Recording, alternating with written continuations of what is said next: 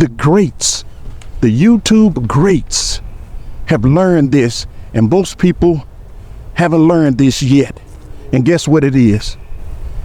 It was I saw this channel by this lady named Ruri Ohama, like OHAMA or OMA or something like that, right?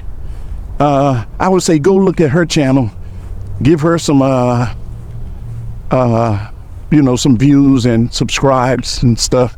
Help her help that out. I don't think she needed the help. She was real successful because I was looking at that station, and that's what made me stomp on it. But once again, I'm not quoting anybody, but I'm giving you my interpretation of it. But she was saying that here's what you need to do, and primarily what people who are great do. They're not reinventing the wheel. Like, say for example, there are a lot of videos out there. She had some kind of a statement that was real nice, or this is the way I interpreted it. She said, string them videos together to create new content. It's that simple. It's that simple. And I was like, what? String those videos together to create new content. If you find something that's good and you find a lot of it that's good, string it together. Grab a bit from here, bit from there, bit from here, bit from there, string it together, and now you just created something new.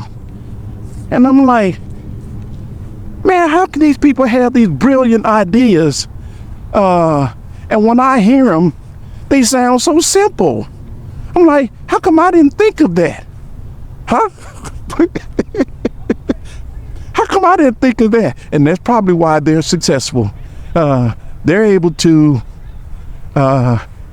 take something simple and I'm not going to say exploit it, and make it work for them. They know how to take simple stuff and make it work.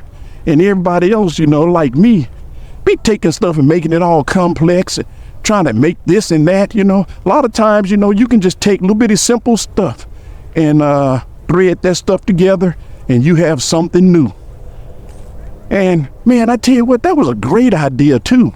And one of the other things she was talking about was don't buy a cheap mic, and that's got to really be a big piece. And don't select a niche. She said don't do it. Everybody else say do it. She said don't do it. Now I'm gonna give you her perspectives and the way I interpreted it. She said don't buy a cheap mic because she gave an example, right? She was like, you can have good content, you can have everything in place, but then what you'll do is when you're trying to record that stuff, it'll sound bad. And here's what she did. She put her mic up to her mouth like this here with, and she was making a sound. And I was like, that's a good point.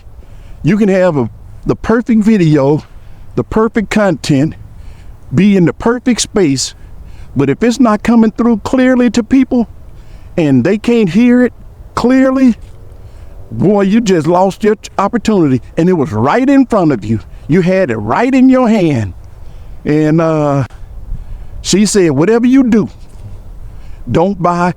She said equipment is important, but she mainly focused on that mic. Said, whatever you do, get you a good mic, because that's a big piece of doing well. You can talk about everything you want to talk about. You can be in the right place at the right time. But if them folks can't hear it, you just missed that moment. Your moment was right there. You had a pot of gold in your hand, and you let it slip through your fingertips. And man, that made so much sense to me. Boy, I was like, man, that's even probably more, I'd say much better advice than, say, having a good camera. Because what it is, people can kind of see stuff. They can kind of, like, oh, I can kind of see it. It's not 4K, but, it's pretty clear. But if you can't hear nothing and you have no idea what they're talking about, you ain't on board with that. I know I'm not, because I'll be like, I have no idea what they just said. And see, that's another thing too. When you're recording, you have to worry about wind out here. Like, it's been days where I've been trying to record and the wind was up. And I'm like, oh man, I just spent an hour and I just realized that wind was up and it just messed up all the sound. So get a good mic. Get a good mic. Good mic is good. And the other thing I was telling you about was this here. And it just didn't make sense to me until I heard her say it, heard her explain it. But she said, don't focus on one niche. Don't get into one space, She said, don't pick a niche first. That's probably the better way of putting it. And like I said, I'm just interpreting what I saw, I'm not quoting anybody. I'm just giving you my point of view from what I saw on these channels. And she said, don't lock yourself into one little bitty niche. You got to be willing to change and grow, because you'll be like everybody else. And she mentioned people pick their niches first. When I say the niche, and I don't know if I'm pronouncing it right, but that's let's call it the line of business you're in. She said, don't do that first. Don't do that first. Go out there and find out what people want. Go out there and find out what people want, and then get into that. Don't just get into it because, like, say for example, I want to be into talking about cars. If people don't want to hear about cars, you ain't gonna have an audience. That was her point. She was talking about, no, find out what people want first. Do the research and finding out what people want first. I can't put it any more simpler than that. Find out what people want and what they're into right now. Today, find out what they're into right now and get into that. And then you can always bend and blend and go to another niche later and stuff. But if you're creating content and presenting something to somebody right now, you got to give them what they want right now.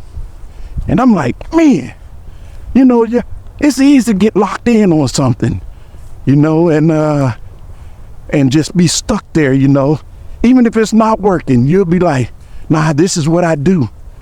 But she said, don't do it. Don't do it. Find out what the people want. Find out what the people want and give that to them.